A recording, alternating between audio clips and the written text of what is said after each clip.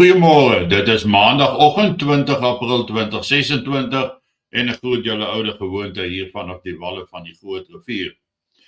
En vanoggend wil ek stil staan by die woordjie sinnelose geweld. Daar word soveel moorde gepleeg, soveel geweld toegepas en uiteindelik vra die mens die vraag, hoekom?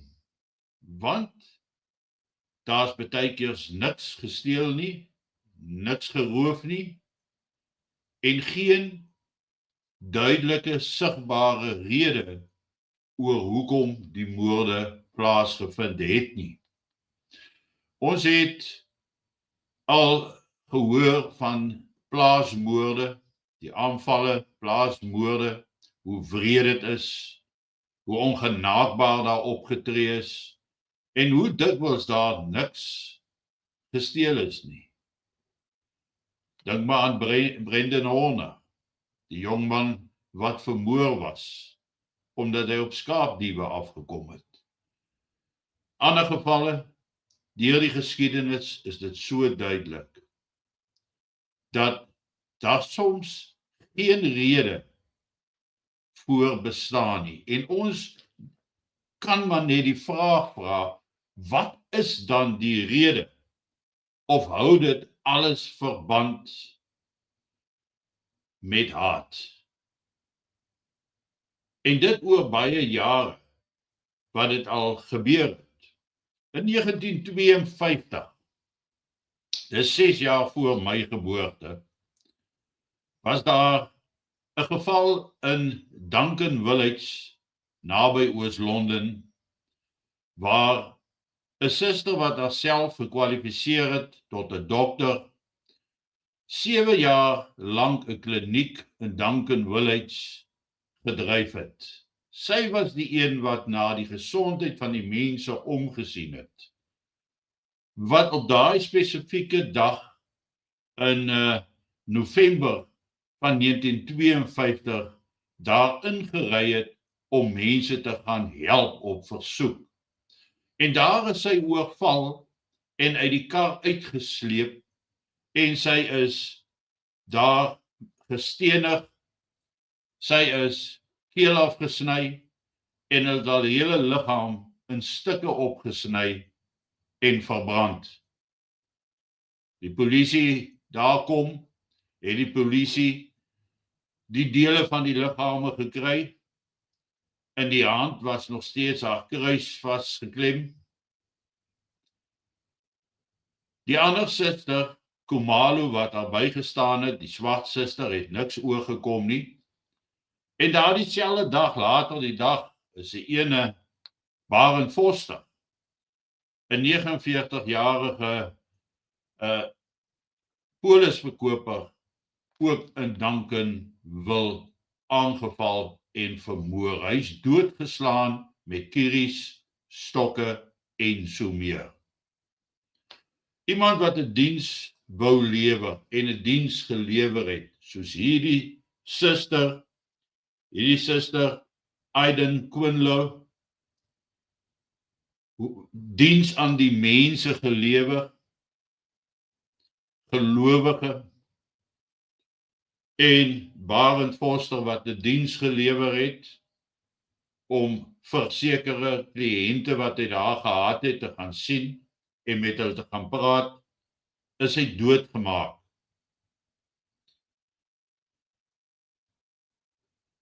Dit is 'n ding wat al lank en ver kom. Ons het dit in Afrika sien gebeur. Nou mense beskuldig my soms dat hulle sê ek maak mense vreesbevange, ek jaag vrees aan. Maar ek doen dit nie om vrees aan te jaag nie, maar om mense bewus te maak van hierdie sinnelose geweld wat so dikwels opkom. In die jaar 2003 het ons 'n geval gehad waar 'n hele gesin uitgewis is. Die 24-jarige vrou, haar 1-jarige baba, dogter, haar ma, is almal vermoor. En hierdie William Kekana, wat die moord gepleeg het reguit in die hof gesê, I killed them because they were white. Nou as ons gaan kyk na Suster Aiden en ons gaan kyk na Barend Forster, hulle is vermoor omdat hulle wit is. Want niemand anders was daar vermoor nie. Dit is omdat hulle wit is. Nou ons sit in die situasie vandag waar daar al meer gesprekke is, aanhitsing is op sosiale media waar daar gepraat word oor die uitwissing van die wit mense, beëindiging van whiteness, cut the throat of whiteness, dat ergens vorentoe, net soos in hierdie gevalle deur die geskiedenis, gaan dit spontaan tot 'n uitbarsting kom, veral wanneer ons 'n sekere stadium bereik van verval in die land. 'n Sekere stadium van verval van polisieering, van dienslewering en die onvermoë om mense effektief te beskerm. Dan gaan hierdie dinge spontaan gebeur. Dink maar aan die insident waar die Amerikaanse student ingery het in Khayelitsha om te gaan help waar die arme inwoners dan so swaar kry. En hulle daar uit daai kar uitgetrek en die feit dat sy 'n Amerikaner was, het nie haar lewe gered nie. Suster Eileen Quinlan het die kruis om haar nek gedra. Sy was 'n katholieke suster. Desniettenstaande het hulle haar doodgemaak. Want dit is nou maar deur die geskiedenis bewys dat die mense wat hulle dienste vir hulle lewer, wat vir hulle goed is gewoonlik die eerstes wat tot 'n einde kom. Is gewoonlik die eerstes wat in sulke geweld doodgemaak is. En al wat ek sê is, ons moet bewus wees daarvan. Want as jy sê, ons is nie in 'n gevaarlike posisie in Suid-Afrika nie, dan weet jy nie waarvan jy praat nie. Op die regte gegeewe oomblik gaan niemand jou lewe kan beskerm nie. Gaan jy ten prooi val afhangende van die moed van die skare. Dit is soos die ou wat op die stasie staan en wag vir die trein wat hy gisteraand afgebrand het.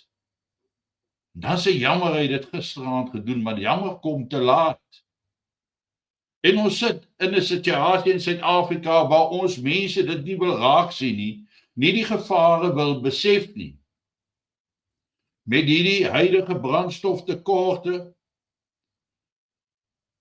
wat ook 'n rol het, wat weer kospryse gaan opstoot, elektriese pryse gaan opstoot, alle pryse gaan opstoot, raak die temperatuur net hoër, want iemand moet geblameer word en die politici sê, dis apartheid se skuld en dis die wit mense se skuld. Ramaphosa sê dit self. Julius Malema wat nou 5 jaar tronkstraf gekry het, hy sê dit. En ek het Vrydag daaroor gepraat, waar hy gesê het, that ugly white face. Dis openlike haat wat ons ervaar. Maar ons met ons Christelike agtergrond wil altyd veilig speel, paai, mense kalmeer en vir almal dit probeer wys maak dat ons Skepper alleen genoeg is om ons te beskerm, dat ons niks te vrees het nie van die massas nie, maar diep binne in ons weet ons dat die dag as dit gebeur, niks ons gaan red nie. Ons moet onsself deur die genade van ons hemelse Vader kan beskerm. Ons moet 'n verenigde front kan vorm sodat ons kan saam staan, sodat ons 'n laag kan vorm waar binne ons beveilig kan wees. Maar hierdie laag gaan nie lyk soos die een by Bloedrivier nie. Nee, dit gaan baie groter moet wees. Baie meer mense sal moet ingetrek word, sal moet deel raak daarvan, as ons op die ou einde van die dag wil oorlewe. Ons sien, dis deel van 'n wêreldwye plan, wat nou al hoe lank kom, hoeveel jare kom, waar die wites dwars deur die wêreld verminder moet word en uiteindelik vervang moet word.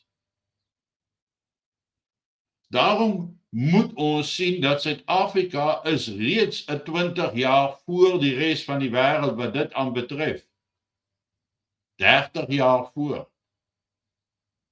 Want in hierdie afgelope 30, 32 jaar sedert 1994 was daar niks gebou nie, niks opgerig nie, niks niets het na vore gekom nie. Maar net al meer blaam is versprei, is verplaas, blaam vir mislukkings is verplaas na ons mense toe. Daarom is dit ons mense wat in gevaar verkeer. En daarom gaan niemand jou oor die hoof sien wanneer geweld uitbreek nie. En wanneer grootskaalse geweld uitbreek,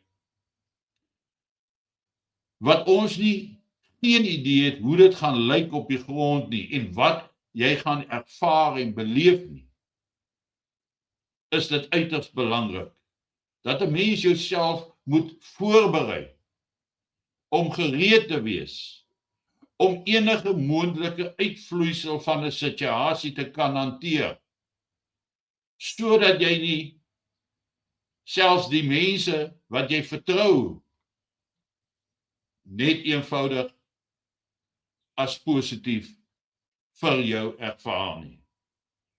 Hierdie mense wat ek nou van vir julle gesê het ingegaan om te gaan help. En hulle is eers doodgemaak. Ons sien dat die priesters dwars deur Afrika, die nonne wat hulle deur die saagmelings gedruk het. Dit het gebeur. Almal wat geglo het, hulle is veilig by hulle kerke. Hulle is veilig by die priester. Hulle is veilig by die nonne. En hulle was eerste. Daarom moet ons onsself voorberei, want ons is immers die instrumente in die hande van die Skepper. Ons is die instrumente wat ons mense moet beskerm.